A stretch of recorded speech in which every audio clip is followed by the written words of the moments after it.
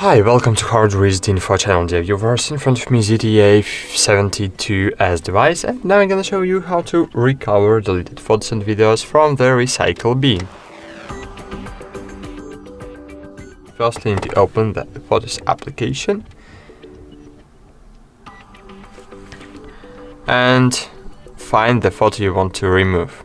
I want to remove this photo, for example. Click delete, and great, today's photo was moved to trash. So now we can sort the days if you haven't enabled the Google Backup, and we have 60 days if we have not enabled Google Backup to recover this photo. So open trash. As you can see, I have not enabled it and I have only 30 days to recover it.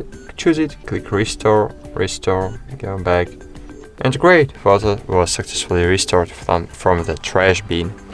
But after these 30 days, if you will not recover it, the photo will be removed permanently. That's it. Thanks for watching. Like this video, subscribe to our channel, and bye. See you.